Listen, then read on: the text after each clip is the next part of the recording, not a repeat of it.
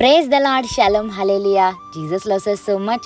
ఈరోజు ఏలియా గారి కోసం కొన్ని విషయాలు తెలుసుకుందామండి. మీ దగ్గర బైబిల్ ఉంటే పరిశుద్ధ గ్రంథాన్ని ఓపెన్ చేయండి. ఫస్ట్ కింగ్స్ 18th చాప్టర్ 41, 42, 43, 44, 45, 46 అంటే 41 నుంచి 46 వచనాలు చదువుకుందామండి. పిమ్మట ఏలియా విస్తారమైన వర్షము వచ్చినట్లుగా ధ్వని పుట్టుచున్నది. నీవు పోయి భోజనము చెయ్యుమని ఆహాబుతో చెప్పగా ఆహాబు భోజనము చెయ్యబోయేను గాని ఏలియా కర్మేలు పర్వతముల మీదికి పోయి నేల మీద పడి ముఖము మోకాళ్ళ మధ్య ఉంచుకొనెను. తరువాత అతడు తన దాసుని పిలిచి, నీవు పైకి పోయి సముద్రము వైపు చూడమనగా వారు మెరక ఎక్కి పారజూచి ఏమీయూ కనబడలేదనగా అతడు ఇంకా 7 మారులు పోయి చూడమని చెప్పాను. 7వ మారు అతడు చూచి, అదిగో మనిషి చెయ్యి అంత చిన్న మేఘము సముద్రము నుండి పైకి ఎక్కుచున్నదనెను. అప్పుడు ఏలియా, నీవు ఆహాబు దగ్గరకు పోయి నీవు వెళ్లకుండా వర్షము నిన్ను ఆపకుండునట్లు నీ రథమును సిద్ధపరుచుకొని పొమ్మని చెప్పమని వానిని పంపెను. అంతలో ఆకాశము మేఘములతోనూ గాలివానలతోనూ కారు కమ్మెను. మేపైన వాన కురిసెను గనుక ఆహాబు రథమెక్కి యెజ్రెయేలునకు వెళ్ళిపోయెను. యెహోవా హస్తము ఏలియాను బలపరచగా అతడు నడుము బిగించుకొని ఆహాబు కంటే ముందుగా పరిగెత్తుకొని పోయి యెజ్రెయేలు గుమ్మమునొద్దకు వచ్చెను. హల్లెలూయా.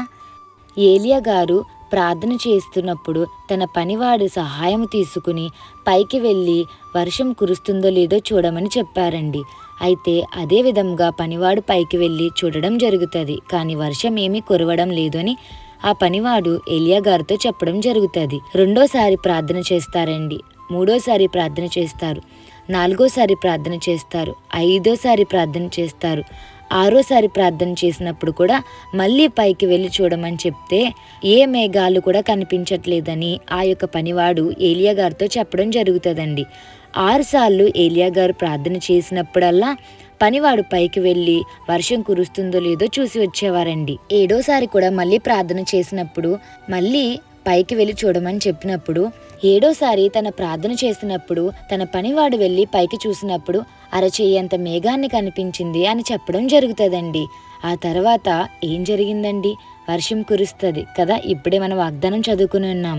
మనిషి చెయ్యంత చిన్న మేఘము కనపడడం జరుగుతుందండి. అంతలో ఆ మేఘములతో గాలివానతో కారు కమ్మేనండి.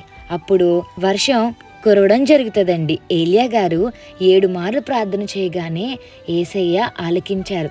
ఈ రోజుల్లో ఏంటండి, ఒక్కసారి ప్రార్థన చేస్తున్నారు, దానికి జవాబు రాకపోతే వదిలేస్తున్నారు. అలా కాదండి, మనం నడుస్తున్న జీవితం ఏంటంటే విశ్వాస యాత్ర. అంటే యేసులో విశ్వాసంలో ఉండి ఎదుగుతున్నాం కదండి. సో మనం ఏదైనా ప్రేయర్ రిక్వెస్ట్ పెట్టినప్పుడు అది పదే పదే పదే చేస్తూనే ఉండాలండి, పొందుకునే వరకు చేయాలండి. ఏలియా గారు యేసయ్య మీద ఆధారపడ్డారు కాబట్టి 7వసారి ప్రార్థన చేసినప్పుడు తన దేని కొరకైతే ప్రార్థన చేసి ఉన్నారో ఆ వర్షం రావడం జరిగింది.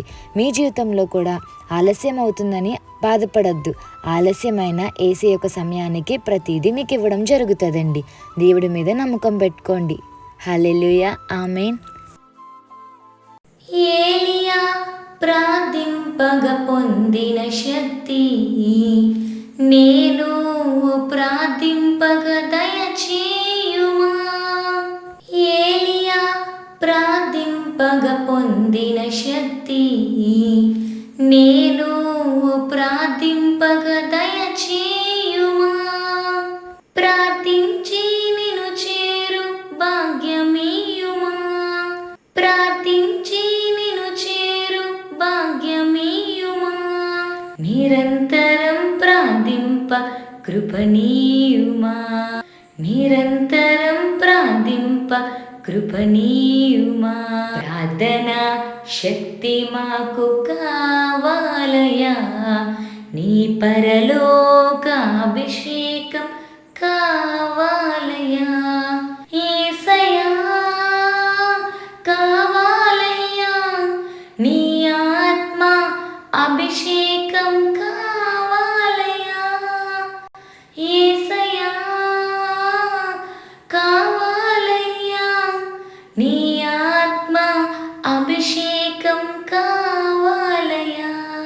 Praise the Lord. Shalom. Hallelujah. Jesus loves you so much. Amen.